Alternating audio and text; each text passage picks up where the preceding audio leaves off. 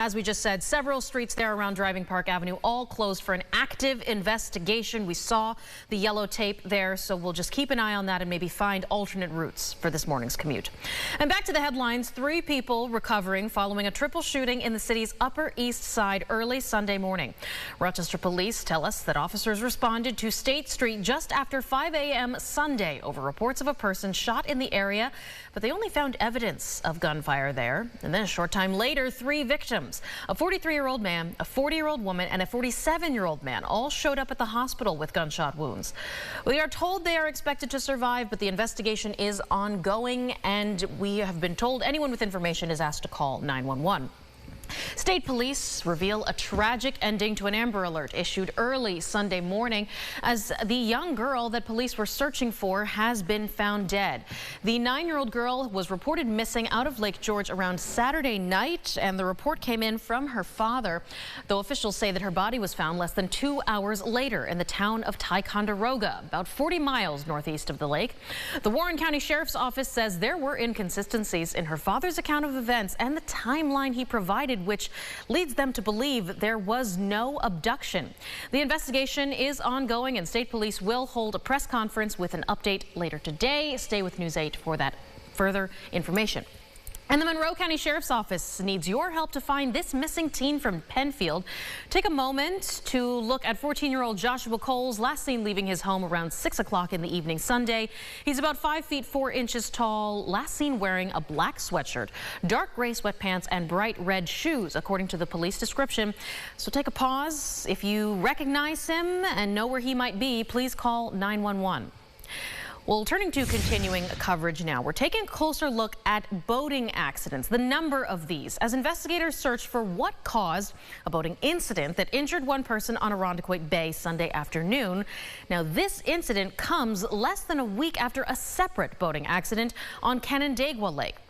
New York State's recreational boating records shows that in 2014, 194 boating accidents happened across the Empire State, and of those accidents, 27 were fatal. But in 2024, there were 136 boating accidents, which marks a 30% decrease over a 10-year span, and 9 deaths. Now, here in Monroe County, a similar decrease where there were 7 local accidents in 2014. That went down to 4 in 2024. This time of the year, certainly popular for folks seeking water recreation. So first responders share some safety reminders if you want to head out on the water. Be familiar with how to operate your boat so you can take care of your passengers and avoid other boats. I'd say number 2, be familiar as much as you can with the body of water that you're on. If there's sandbars, know generally where they are. Know what the speed limits might be at a particular time.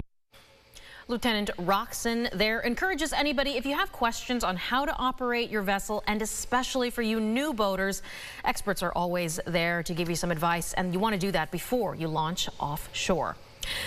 All right, well, we're looking ahead now to our boys in blue and red and white making a return to the St. John Fisher Field this week. Of course, talking about the Buffalo Bills. But if you want to catch the team at camp, here's some things you want to know. If you want to be let in, fans cannot bring any alcoholic beverages, coolers, thermoses, jugs, or any empty liquid containers. You also cannot have a camera with anything longer than a 6-inch lens. No drones, video cameras, or other recording devices. Got to keep the plays secret, of course, and fans are encouraged to bring everything with you in a clear bag smaller than 12 by 6 by 12. You can also have single-served, unopened food containers and sealed water bottles. Strollers and umbrellas are A-OK, but the first practice will kick off Wednesday at 9:45 a.m. sharp, so look forward to that. All right, we are taking a look at our sunrise traffic report here at 6:54. As we just mentioned, there's a huge part of Driving Park Avenue that is closed due to an ongoing police presence. The Greater Rock Sky Eye camera pointed towards 490 West shows things are moving smoothly as there are no accidents across any of our main thoroughfares. So we will keep an eye on that and gratefully move along for our Monday. Now, there is another traffic alert to look out for, though, as starting today, crews will start paving and milling on Park Avenue in Rochester.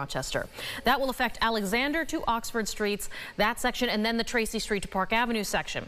Construction is supposed to last through Friday, and there will be no street parking allowed until the construction is done. Well, certainly we're going to keep an eye on that, James. The construction workers certainly looking towards your forecast, but so are all of our folks who maybe get out to Park Ave and enjoy a nice dinner outdoors under the shade. Sure. And you know what? I think you might want to find some sunlight today because it's cooler than usual. Yeah, it's actually, once you step in the shade, you can really feel it's kind of chilly almost compared to what we have been enjoying. So no chance for any rain. We'll put a 0% chance for that category.